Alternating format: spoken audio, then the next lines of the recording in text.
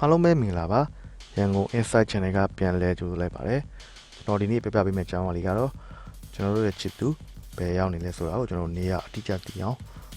လုပ်တဲ့နည်းအကြောင်းကိုကျွန်တော်ပြပြသွားမှာဖြစ်ပါတယ်ခင်ဗျဟုတ်ကဲ့ကျွန်တော်ဒီနည်းလမ်းလေးကတော့ကျွန်တော်တို့ချစ်သူကအပြင်ရောက်နေရပေါ့ဒါပေမဲ့သူဘယ်ရောက်နေလဲဆိုတာသူကတော့ကျွန်တော်တို့ပြောတယ်ဘာမှကျွန်တော်တို့က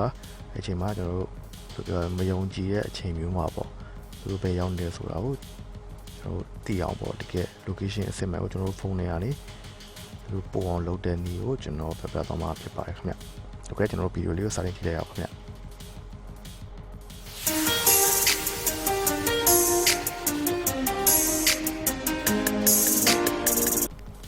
ကျွန်တော်တို့ရန်ကုန် Insight Channel မှာ Facebook နဲ့နည်းပညာဆိုင်ရာ tutorial ဗီဒီယိုလေးများကို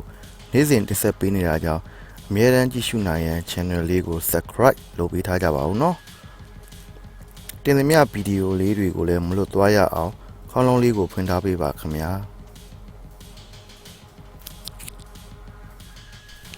ဟုတ်ကဲ့အဲ့တော့နီးလေးကတော့အရန်ကိုလွယ်ပါတယ်ကျွန်တော်တို့ဆိုပါလို့ကျွန်တော်ချစ်သူကဒီနေ့အပြင်သွားနေရပေါ့ကျွန်တော်တို့သူ့ကိုဖုန်းဆက်တဲ့ချိန်မှာသူက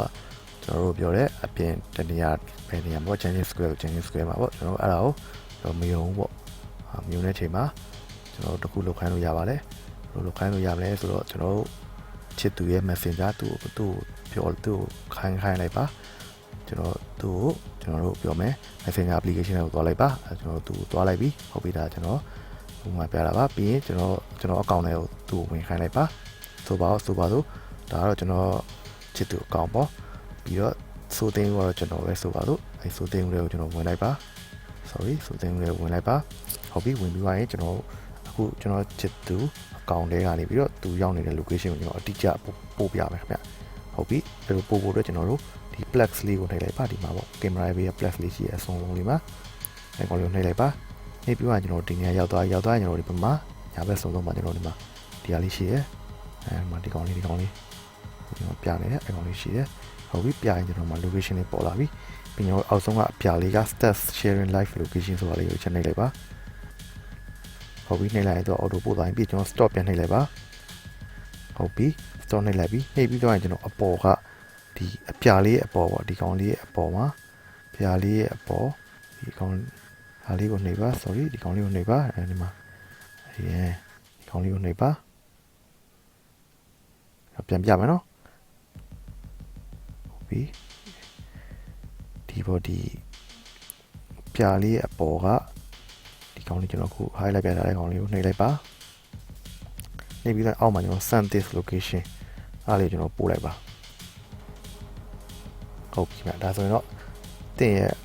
အကောင့်လေးကိုပေါ့သူ့ရဲ့အကောင့်လေးကိုရောက်သွားအဲ့ဒီကျွန်တော်တို့ကအလွယ်တကူပဲဒါလေးကိုထောက်ပြီးတော့ကြည့်လိုက်ရင်ဘယ်နေရာရောက်လဲဆိုတော့ကျွန်တော်အတိအကျ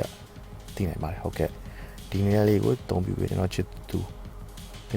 ပေါ့ဘယ်နေရာကိုရောက်နေလဲဆိုတော့ကျွန်တော်အတိအကျလှမ်းပြီးတော့မေးပြီးတော့ကျွန်တော်ကြည့်လို့ရပါတယ်ခင်ဗျပြီးတော့လည်းဒီကျွန်တော်ချစ်သူအချင်းချင်းမဟုတ်ဘဲနဲ့ကျွန်တော်တို့အရန်